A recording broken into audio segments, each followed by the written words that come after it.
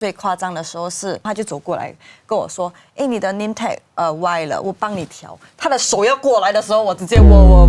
Hello， 欢迎回到 Gaki Chat， 我是杰慈，我是 Iki， 我是小倩，我是 Matt。今天这一集呢非常的特别，因为我们要来了解的呢就是 cabin crew 的生活，所以今天呢我们就请到了 ex cabin crew， 你们要不要介绍一下你们之前是做了几年？之前飞了8年，哇，很资深，然后是在不同的 airline 吗？对，其实我飞过3个不同的航空。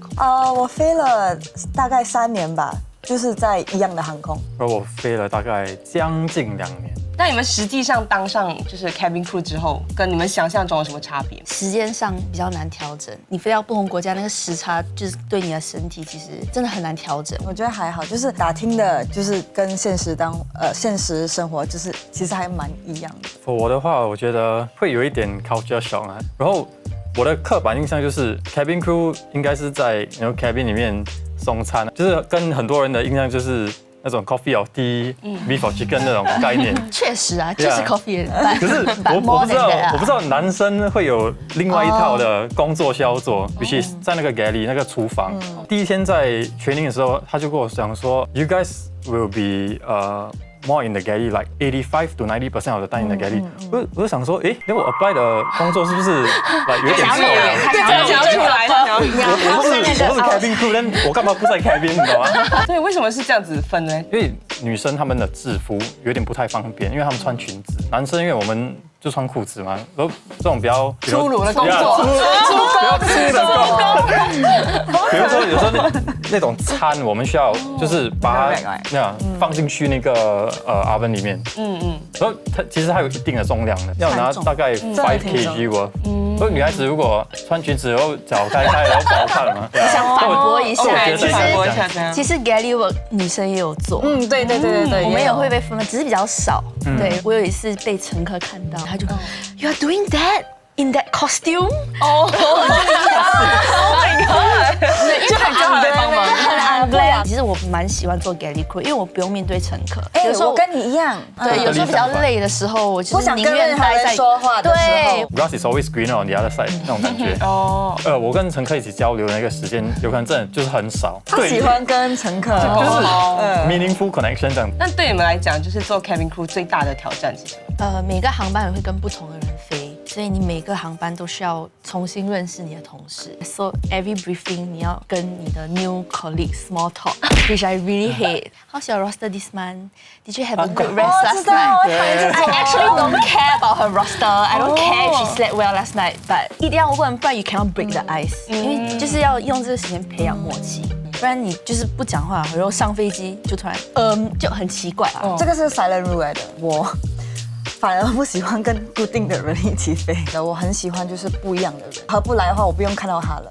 对，所以我还蛮喜欢这一点。因为我前面2个航空其实是跟固定的几个人飞，所以对，那航空比较小。OK， 对，所以 everybody knows each other。然后那时候我被欺负的蛮惨的。个性不合啊，对，个性不合。可是你又逃不掉，就是你逃不掉。我飞了几个月，我就觉得我不是很喜欢，所以我就面试第3家航空公司。然后我进了之后，我需要交辞职信嘛。其实我没有跟其他人说，就是我的 manager 就跟大家说，因为你的 team is so small， 然后他们就更欺负你，更欺负我。那你觉得就是不同的 airline 他们的 work culture 有什么不同吗？也有不一样。有一个共同点是 hierarchy 的这个东西还是很重要的，说话要客气，要非常的客气。你们都有同感吗？都有。对，他跟年龄没有关系的，对，他就是他看 number。对，其实加入公司是比较重要的。我们的公司有这个10大排行榜，所以什么叫10大排行榜？就是10大最不受欢迎的 senior 或者。就是 depends on rank 这样，就还有分10大男、10大女，来红星大奖。对，我知道有10大男、10大女，对，简称 top 10就这样。对，然后跟 top 10飞。然后那个名字旁边，他就会注明说，他哪里行为不好这样。所以是谁写的？到底是谁？就某人，大家一起，我也不知道是谁写的。他只要有一个 list， 或就是好像传宗接代这样，不同原因，有些是 super micro manager， 有些是有干中白的，他们那个 service 什么东西都要 rush。就是其实那个 flight time 很长啊，passenger 也没有很多啊，但是这么你这样 rush。我觉得那些还好，不然有些就是态度真的是喜欢欺负人，像有一个比较著名的 top 10女生的 supervisor， 就是很出名，就是针对年纪小、很漂亮的。会拿到 roster 的时候，我们就会就看了，就看我们就有那个对，每一次都是先看 crew list，对，然后不是看飞哪里我们就要打算如果这个如果不要的话飞不远的话，如果赚不多钱，我们就 MC 这样子。哦，不是我啊，我没有，我也没有，他很勇敢呢。因为我觉得我 sanity is more important than 就是 mental health is more important。我觉得最大的挑战就是不是应付乘客，但是是应付自己的同事。我有一个其实那时候我也是最 junior， 所以一起飞，然后他们想要聚餐，如果大家都相处得很好，然后会有一个人会 volunteer 讲说，我可以一个 group chat， 然后我们可以一起去 have a meal together 这样，但是it's no obligation 算，因为你到了那个国家，你进了酒店，那个是你自己的 free time 嘛，就end up I think 好像13个 crew 嘛，然后好像只有4个人 turn up including 那个 organizer，对，然后他可能就不是很高兴啦。飞回新加坡的时候，他就开始问为什么我们没有来 join 就是没有来 join 那个聚餐，然后我就跟他说，因为我已经有就是自己的 plan， 他就讲说，你不要以为你跟你的 best 哥一起飞，然后你就是可以无视我们这些长辈。他就玩 hierarchy， 他的意思就是说我应该在用 layover 的时间来向 senior 学习。Anyway， 我就回去 serve passenger 的时候，然后他就跑过来骂我，就是他讲他在 briefing room 的时候，他有说过，如果有同事走过你的卡的时候，你一定要让给他们过。他问我是没有看到他走过吗？还是为什么我给他等那么久？对我来说我已经做啦，为什么你还来找我？最 ridiculous 的是，他就 remind 我跟我说，你才飞4个月，而且他已经拉出来我的 crew information 了，跟我在威胁你吗？对，这很恐怖。他在威胁我。他可以给他的那个 P plate which is probation right？ 对，可以再延长。他说他要让我 in for insubordination，因为我不要跟他道歉。我觉得这个东西太过的夸张的，就是我觉得很蛮不讲理。那你印象最深刻的就是遇到那种最刁难你的？我曾经遇过一个主管，就讲到说，你表现不好，因为是你家教的问题。可是后来我也是蛮坏的，我呛回他，我呛他哭。你怎样呛回他？因为我们有不同阶级，然后他就在我们的就是 one rank above 而已。然后他看不起他，我就真的很看不起，因为你已经在这个公司待了大概20多年。那时候你多久了？你做多久了？我大概做了1年3个月吧。OK， 然后我就跟他说 ，If you're so good as a crew, then why are you still wearing this uniform after 20 years？ 哇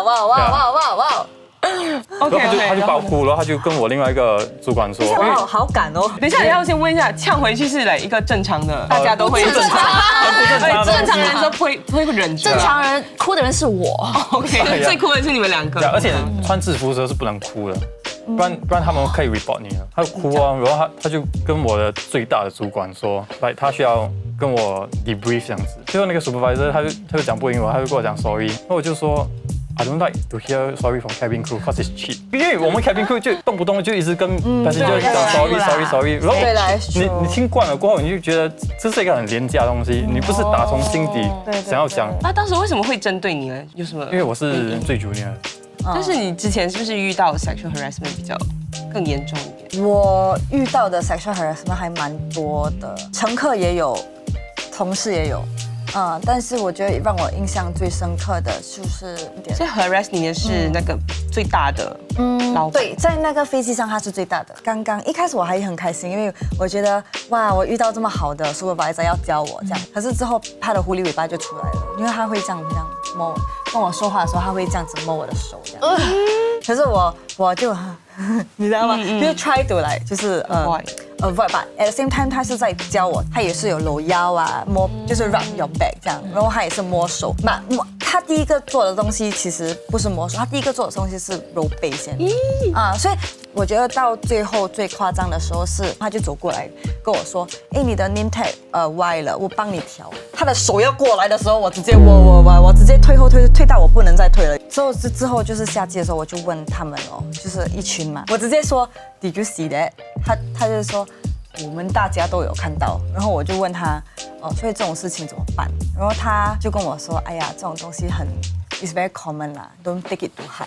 他这样子跟我说的时候，我觉得很 sad，因为我觉得我以为他们就是会 support，我没有遇过那么夸张的，因为通常都是可能摸一下屁股啦，还是揉一下背啦，这是很正常的。所以我这些都不把它当成 sexual harassment。是空姐很容易遇到这种。我刚想到，我第一个 flight 就被 harass 了，我是被打电话就叫我去他房间，我那时候很小，才23岁，然后我就很紧张，我的 first flight， 我的那个就是你知道大我一个 rank 的那个男生，然后我知道，因为他有穿婚戒，然后大我大概10多岁，飞完到银川，然后大家就一起去喝，就是去喝soju啊，然后吃炸鸡，然后大家都喝醉了，然后其实我那时候还不会喝酒，所以我就坚持不喝，所以 by the end of the night 就我是清醒的，然后我们就上了那个 hotel， 我们就搭了同一个电梯嘛，到他的楼的时候，他就把我拉出去，然后我就把我自己拉回来，我就好，然后我到了房间之后就噔噔噔，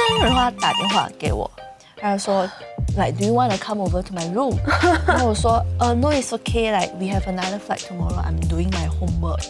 然后他就说do you want a bed check 呀？他就是用我的 check 来 threaten我，然后隔天 reporting at the lobby， 然后我就很怕看到他，然后我就很怕，然后他下来的时候他就装作什么事情都没有发生，然后他就过来问我说 Do you remember anything last night? I was so drunk, I don't remember anything。我觉得我需要做一个补充，因为 OK 他们是我的学姐的那个 OK level， 你知道吗？所以到我的这个时候来，其实公司有一点比较严肃的对待这种问题，所以如果像他的这种事情所发生，或者像小倩这样子事情所发生，只要你跟公司说的话，而且你有证人的话，其实公司会采取行动。那你们觉得有什么 myth 你们会觉得想要 debunk 的吗？比如大家可能会觉得 cabin crew 很容易 cheat， 生活可能比较乱那种感觉，你们会觉得吗？我遇到的都蛮 OK 的，就是没有什么那种 cheating 啦。I can see where the myth come from。可是你就是真的吗？真的，听过很多故事，就是很多已经离婚了，但他们的 current partner 可能 is either ex crew or not a crew，然后他们就是会每个 flight 会跟不同的人，可能要跟他们试着发生一些呀，我反正就是 yes， 就是pilot跟我认识的一个 crew。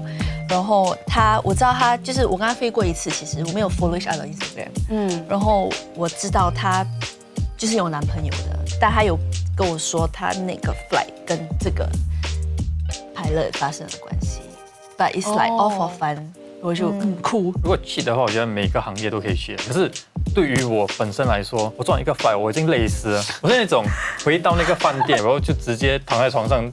直接倒闭了，because 真的很累，太累了。OK， 可能现在公司比较严的关系，这种事情对自己的名誉也是比较重要，所以没有人这么敢 ，you know， 除非你是那种你觉得有可能你多时间不想再做，那你就敢去一直 try， 会有这种人的。还有5个女生里面 ，maybe 有3个被 try 这样子，就是同一个男生这样子 try。OK， 所以大家都会懂就这个男生。我们有一个 term 叫 trier， 我叫他们 T plate。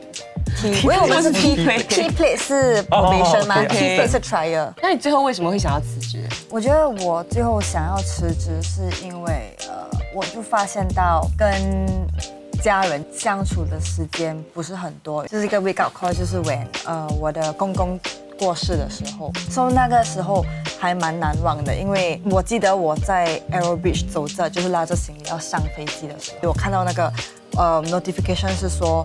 就是 message 是说我的公公在医院了，但是我需要去做工了，所以我就 reply 了一个 OK， 因为我要上机做我的 cabin crew duties 的，然后还要去笑 everything 这样子。但是其实我整个 flight 就很不踏实的感觉，所以我很快就是到了酒店之后就有了 WiFi 对吗？我就开来看。那时候我开来看的时候，他们跟我说公公已经去世了，我就整个人就是哇，我不知道怎么办哎，你知道吗？因为我很想就是看到他，或者是 at least 见到他最后一面，还是跟他说我想说的话。那个时候我就是有 reflect 到，我不想要就是也再有这种感觉，就是 I cannot be there for my family 这样。如果是一个 office job 的话，你是可以马上回去。对啊，我觉得我可以马上，因为这种东西是 family emergency 啊。But as a crew。Family emergency 都好，你只要不在新加坡，你都很难，就是好像 it's like a wake up call for me 啦，就是跟我说，哎，你要记得 this is the thing that you need to sacrifice，which is 跟家人相处的时间。OK， 而且大家都会觉得就是 cabin crew 可以赚很多，所以你们有没有记得你们来1个月最多可以赚多少？我第一家是飞廉价航空，然后很少，真的很少，所以不是每一个 cabin crew 都赚很多，我觉得。所以第一家大概每个月 take home 大概2000多，第二家的话就是国外的航空公司，大概3到4千吧，然后最后一家的话4到7千。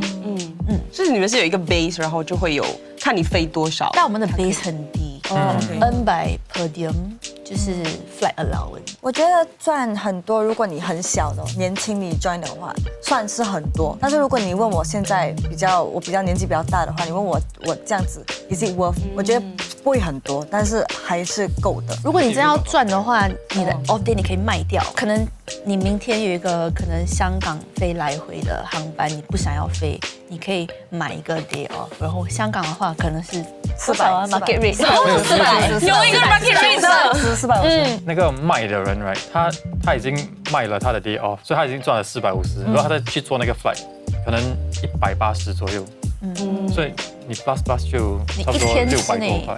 可以赚600块，类似。不，你要知道怎么玩那个 system 啦，因为 Okay 不是你想卖就有的卖，因为你要对 make sure 你有还是要够那个 rest。那个有那个 minimum clause， rest 有很多 regulation 要 fit，对人有时候有一些阴险小人 right， 你 try to 卖，来你 try to 卖 right， 但他杀波你，然后他 report 你 to company， 他想要跟你 negotiate 300，然后说300你死不要卖 right， 他就 report company 说，哦，你 try to 卖他 off day， 然后就你有遇中过吗？了。这样？我没有遇过，我朋友遇过，所以他们其实对这件事情看待蛮严重。那最后的话，你们有什么 advice 要给想要当 cabin crew 的人吗？是很值得体验的一个工作，它真的能够教你很多你在书本上学不到的东西，比如说人与人之间的关系，就是 people skills，就是 something that 对我来说这是最 precious 的。Don't bring the work home。就是如果你在飞机上被骂的话，你下飞机你就把它抛掉，不然的话 ，if you take things personally， 你会受内伤，会内伤。If you can handle your colleagues in the crew industry and the passengers, you can handle anyone on ground。在做其他工作 ，I don't find it tough to talk to any kind of people at all。然后我觉得，如果想要当 cabin crew 的话，你越年轻有这种想法，就快点直接去 apply， 直接去当，因为我觉得它可以让你在很短的时间内快速的成长。哇，我觉得真的是每一个行业都真的很值得尊重，因为我没有想到，就是当空姐，大家都觉得是很光鲜亮丽的，然后很轻松，每天出去玩，但其实背后就是要承担很多的这些付出跟努力了。希望呢，想要当 cabin crew 的你，可以勇敢的去追求自己的梦想。感谢大家的收看，喜欢我们视频的话，记得点赞。订阅，分享。拜拜。